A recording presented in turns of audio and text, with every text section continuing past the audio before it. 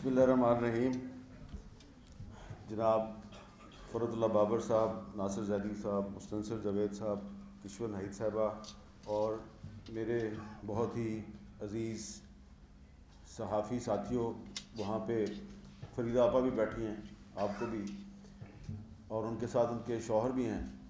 تو یہاں پہ جو اکثر چہرے نظر آ رہے ہیں یہ کچھ ہمارے سینئر ہیں، کچھ ہمارے ہم عصر ہیں، کچھ ہمارے جونیئر ہیں، لیکن سب میں ایک چیز کامن ہے کہ ہم سب جو ہیں وہ ایک دوسرے کی جو جد و جہد ہے اور اپنے اپنے گھر کی کہانی اور بڑے گھر کی کہانی کے حوالے سے جانتے ہیں، کیونکہ کوئی نہ کوئی کسی نہ کسی دور میں کسی نہ کسی بڑے گھر کے عطاب کا شکار رہا ہے. تو الوی صاحب جو ہیں انہوں نے جس طریقے سے مجھے یہاں پہ بلایا ہے تو تھوڑی سی مجھے انہوں نے ڈیفنس پہ ڈال دیا ہے. الوی صاحب، صرف یہ گزارش ہے کہ ہر تقریر کے بعد آپ کی ایک تقریر ہوتی ہے تو مجھے خدشہ تھا کہ 8 بج جائیں گے تو میں کہا 8 بجے سے پہلے میں فاروق کے ادھر ہی بیٹھوں گا جہاں آپ بیٹھے ہیں، شکر ہو جائے. تو ہمارے بہت ہی محترم ساتھی دوست جناب سلیم صافی صاحب نے بار بار ہمارے ساتھی اور دوست مدثر صاحب کا ذکر کیا ہے، تو مجھے یہ اعزاز حاصل ہوا ہے کہ میں اس کتاب پہ دوسری دفعہ اظہار خیال کر رہا ہوں. کچھ دن پہلے ہم نے کراچی میں جو اردو کانفرنس تھی جہاں پہ کشور آپا بھی موجود تھی، تو وہاں پہ بھی مجھے اس کتاب پہ بات کرنے کا موقع ملا تھا. تو جو میں نے وہاں پہ ایک بات کہی تھی میں وہی بات یہاں دہرا دوں مدثر کی اجازت سے. تو کیونکہ میں دونوں کو، آسما کو بھی اور مدثر کو، کافی سالوں سے جانتا ہوں، تو میں صرف یہ کہوں گا کہ جیسا کہ الوی صاحب نے جو کتاب کا انتصاب ہے اس کے حوالے سے مدثر صاحب کا جو کردار ہے اس کو بڑے آسان طریقے سے اجاگر کرنے کی کوشش کی ہے، تو میں صرف یہ کہوں گا کہ جو میں نے اردو کانفرنس میں بھی کہا تھا کہ اکثر آپ سنتے ہیں کہ ہر مرد کی کامیابی کے پیچھے کوئی عورت ہوتی ہے، تو اسی طرح اس کامیاب عورت کے پیچھے بھی ایک مرد ہے اور وہ مدثر ہے. کشور آپا کو میری بات پسند نہیں آئی، لیکن کشور آپا، جب میں آپ کو تنہائی میں مدثر کی جو جرت اور ہمت کی داستان ہے اور اس کے ساتھ جو 2 بیٹے بیٹھے ہوئے ہیں ان دونوں کے بارے میں بتاؤں گا تو پتہ چلے گا کہ ماں کے پیچھے 3 مرد تھے، ایک نہیں 3 تھے، 2 بیٹے اور ایک اس کا شوہر. تو یہ ہمارے معاشرے میں جو ایک خواتین جو ہیں جو گھر سے باہر نکلتی ہیں اور کام کرتی ہیں، مختلف زندگی کے شعبوں میں جدوجہد کرتی ہیں، ان کو بہت سے مسائل کا سامنا ہوتا ہے. تو اس میں کوئی جو ہے وہ اس قسم کے جو مسائل ہوتے ہیں وہ ان سے گھبرا کے دوبارہ گھر میں بیٹھ جاتی ہے، کوئی نہیں بیٹھتی. لیکن آسما شرازی صاحبہ جو ہیں وہ ہمارے ان قابل فخر ساتھیوں میں سے ایک ہیں جو نہ صرف آگے بڑھتی گئیں بلکہ ان کو دیکھ کے بھی جو بہت سی ہماری خواتین صحافی ہیں وہ ان کو دیکھ کے وہ ان کے ساتھ آگے بڑھتی گئیں. تو اس لیے وہ ہماری صحافت کی دنیا کا ایک قابل فخر کردار ہیں، اور اس قابل فخر کردار کے پیچھے اگر کسی مرد کا کردار ہے تو تھوڑا سا اس کو بھی تسلیم کر لینا چاہیے. اب میں اس کتاب کے بارے میں مستنصر جاوید صاحب نے جس ہولے انداز میں بڑی خوبصورتی کے ساتھ آپ کو جو باتیں بتائی ہیں، اور جب وہ تقریر کر رہے تھے تو میں کیونکہ ادھر بیٹھا ہوا تھا تو میں کشور آپا کی فکر بازی بھی سن رہا تھا، تو میں نے مستنصر صاحب کی تقریر کو بھی انجوائے کیا اور کشور آپا کی جو فکر بازی ہے اس کو بھی انجوائے کیا. میں آپ کو بتانا یہ چاہتا ہوں کہ جب اردو کانفرنس سے واپس میں آ رہا تھا تو جو آسما کی کتاب ہے وہ میں نے کہا اس کو میں راستے میں پڑھتا جاؤں گا، تو میں نے ہاتھ میں پکڑی ہوئی تھی. تو جب میں نے کراچی ایئرپورٹ پہ چیک ان کیا اور میں جب جو مسافروں کا لاؤنج ہے ادھر جا کے بیٹھا تو ایک لمبی لائن تھی، تو میں نے کہا لائن میں لگنے سے بہتر ہے کہ میں 2-3 صفحات پڑھ لیتا ہوں. اب میں جناب وہ کھول کے بیٹھا ہوا تھا اور میں نے نوٹس کیا کہ بہت سے لوگ جو ہیں وہ میری طرف نہیں دیکھ رہے، میرے ہاتھ میں پکڑی ہوئی کتاب کی طرف دیکھ رہے ہیں، کیونکہ کتاب کا ٹائٹل آپ دیکھیں نا اس کے اوپر آسما شرازی جو ہے وہ مسکراتی ہوئی نظر آ رہی ہے آپ کو، اور اس میں کچھ خواتین تھیں جو وہ ایسے ایسے انگلی گھما گھما کے نا کچھ کہہ رہی تھی, تو مجھے سمجھ آ گئی ہے کیا کہہ رہی ہے, تو میں نے ان کو اگنور کیا. تو ان کی جو گفتگو تھی اس کے رد عمل میں کو 3-4 مرد اور 3-4 نوجوان لڑکیاں جو ہیں وہ آ گئی میرے پاس,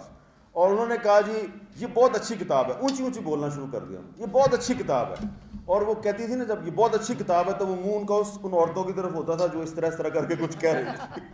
مجھے سمجھ آ گئی کہ ادھر جو ہے نا آسمہ شرازی صاحبہ جو ہے یہاں موجود نہیں ہے, لیکن ان کی کتاب جو ہے وہ موضوع بحث ہے, اور یہ جتنے بھی بات کر رہے ہیں کسی نے کتاب نہیں پڑھی ہوئی. کچھ لوگ پڑھے بغیر کتاب پہ تنقید کر رہے ہیں اور کچھ لوگ پڑھے بغیر کتاب کی تعریف کر رہے ہیں. تو یہ جو ہے یہ پولرائزیشن ہے ہمارے معاشرے کی, اور یہ جو پولرائزیشن ہے اس پولرائزیشن کے ماحول میں یہ آسمہ نے جو کتاب لکھی ہے تو اس میں بالکل اس چیز کی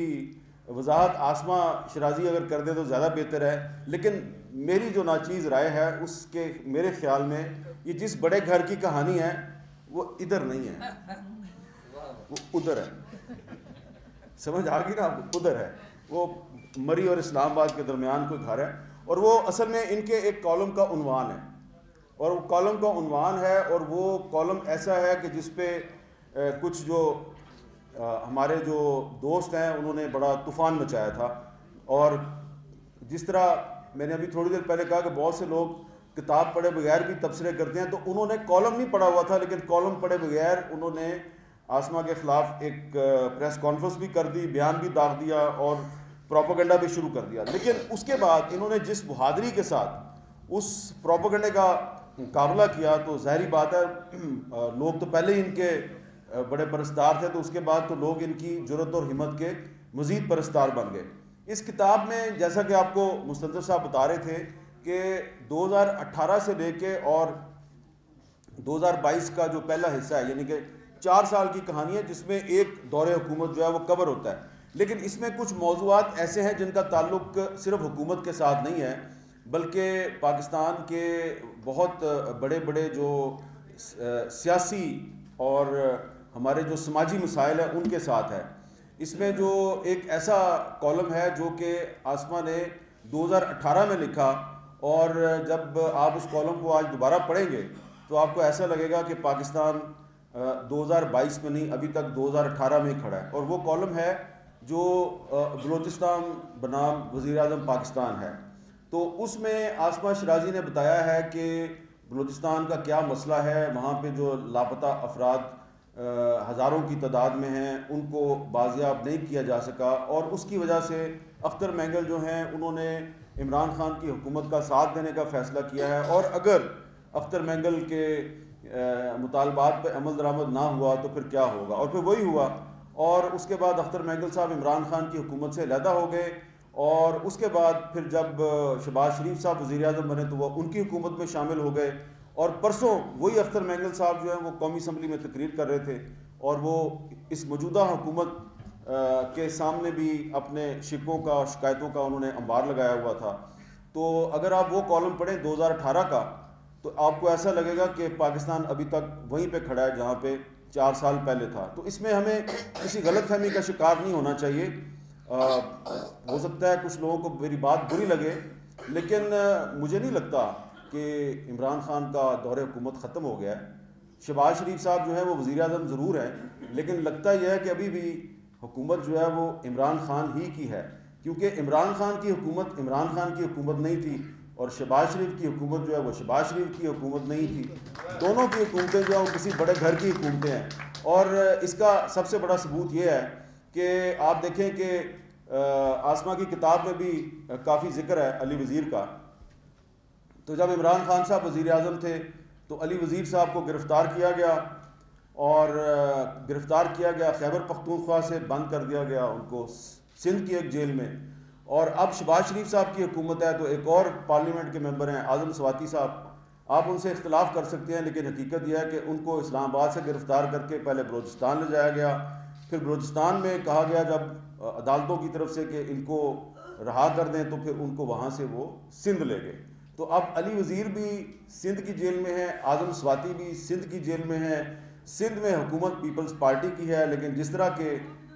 شہباز شریف کی حکومت جو ہے وہ شہباز شریف کی حکومت نہیں ہے، اسی طرح مراد علی شاہ کی حکومت بھی مراد علی شاہ کی حکومت نہیں ہے، اور اسی لیے علی وزیر بھی جیل میں ہیں اور آدم سواتی بھی جیل میں ہیں. اور یہ ہے اس بڑے گھر کی کہانی جو کہ عاصمہ شرازی نے اپنی اس کتاب میں لکھی ہے. تو اصل میں ہمیں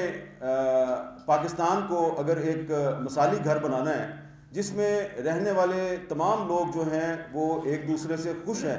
تو اس کے لیے ضروری ہے کہ ہم پاکستان میں آئین اور قانون کی بالادستی قائم کریں. اور اس حوالے سے بھی عاصمہ نے اپنی کتاب میں یہ ایشو بھی بار بار اٹھایا ہے کہ اگر ہم نے پاکستان کو ایک مثالی ریاست بنانا ہے تو اس کے لیے ضروری ہے کہ یہاں پہ آئین اور قانون کی بالادستی قائم ہو، اور جب آئین اور قانون کی بالادستی قائم ہوگی تو تب ہی پاکستان کے عوام کا یہ ملک پاکستان، اسلامی جمہوریہ پاکستان، یہ مکان نہیں رہے گا بلکہ گھر بن جائے گا، اور پھر یہ ایک بڑا گھر بن جائے گا ہم سب کا. فی الحال تو یہ ہمارا مکان ہے، ہماری رہنے کی جگہ ہے، لیکن یہ ہمارا گھر نہیں ہے، کیونکہ گھر وہ ہوتا ہے جہاں پہ رہنے والے سب امن و سکون کے احساس سے مالا مال ہوں اور ایک دوسرے سے خوش ہوں. فی الحال ہم ایک دوسرے سے خوش نظر نہیں آ رہے، ہم کافی تنگ پڑے ہوئے ہیں ایک دوسرے سے، اور اسی لیے پاکستان کو آپ نے اگر ایک مثالی گھر بنانا ہے، اپنا گھر بنانا ہے اور ایک بڑا گھر بنانا ہے، تو یہاں پہ آپ کو آئین و قانون کی بالادستی قائم کرنی پڑے گی. اور یہی عاصمہ شرازی کی اس کتاب میں پیغام ہے جو کہ مجھے سمجھ آیا ہے، اور جب آپ پڑھیں گے تو آپ کو بھی سمجھ آ جائے گا. بہت بہت شکریہ.